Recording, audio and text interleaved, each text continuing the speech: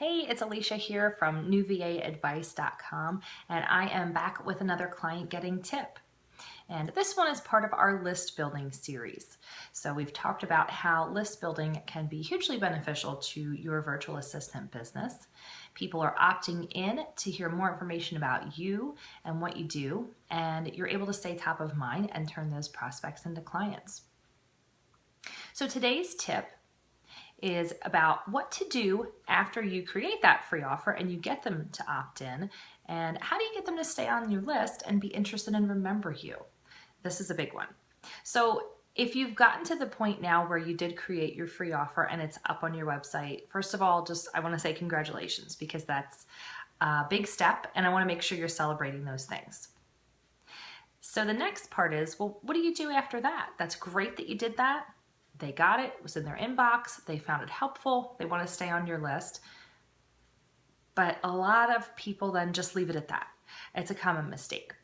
They don't keep in touch with those people. And really what you're building is the know, like, and trust factor with these subscribers, because you want them to become clients at some point. So how do you do this? Well, today we're going to go over 3 tips on how to keep in touch with these potential clients who are subscribers to your list now. The first tip is to send some kind of regular email newsletter to them. Now, when I say newsletter, don't get freaked out or overwhelmed. It's not the old type that you remember seeing where there's all these columns and rows and there's pages and all these articles and things going on. Just delete that from your mind. It doesn't have to be busy and crazy like that. I can give you an idea of just a very simple concept to do this. You start out with a very short intro paragraph, something personal about yourself, so they get to know you, and then give them one really good article of information. So that's your first tip there. Next tip, how often do you send it? So I said send it regularly. What does that mean? Well, it's whatever it means for you, really. Maybe you want to do it weekly. Maybe you want to do it twice a month or once a month. It needs to work into your schedule. Don't get overwhelmed when you think about that and you hear other people saying how they send out an email every day. You need to know your target market. You already do if you're at this point. So think about what would work for them and what you can stick to consistently, and then they will expect that. If it's once a week, be consistent with once a week. If you feel that's too much and you want to do it twice a month, that's fine. It's something that is regular so that you're staying top of mind with them. So that's point 2, to do it regularly at whatever schedule works for you. So tip 3, what do you send to them? That's the magic question, right? Well, there are a huge amount of options of things that you can send to them. And I know it's hard for people when you think you need to sit down in front of a blank screen and just type something. You don't have to do that. First of all, if you're blogging, you can easily just send them your updated blog posts whenever you write a new one. That's a simple way to keep in touch with people. You can send them industry news or interesting articles. And this is geared towards your client, not your industry, but your client's industry. Because remember, you want to do something that's going to interest them and make them want to open the email.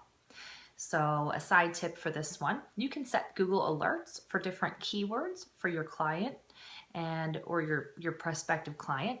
And that way you get email alerts when something interesting happens in that industry.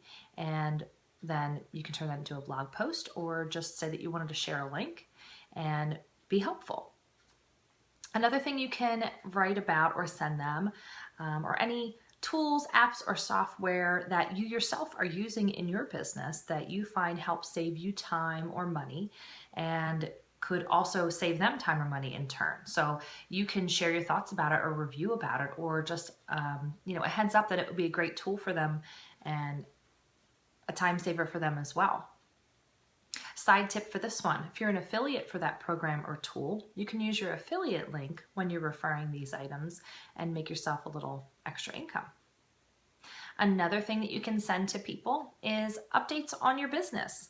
Remember, they did sign up because they're interested in you, so keep them interested and let them know what's going on. If you added a new service to your business, let them know. If you're running some kind of a sale or a discount, let's say for a holiday or your business anniversary, write that in the newsletter.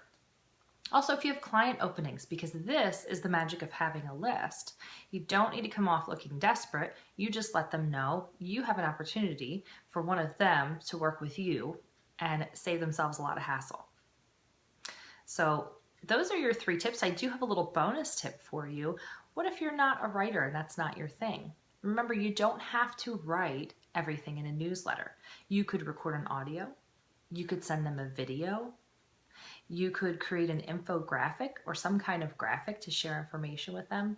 Also, lots of great ways to send them information without actually writing. So those are your 3 tips for how to keep in touch with your subscribers once they are on your list and they got your awesome free offer. If you found this helpful and you want to learn more about how to make list building work for you and turn prospects into clients, I invite you to check out my product, Grow Your Client Base. You can find out more about that at newvaadvice.com and click on the banner that says Grow Your Client Base. Now, if you feel like you need more one-on-one help with implementing any of these techniques, I can certainly help you there too. Visit newvaadvice.com/list help. Thanks and have a great day.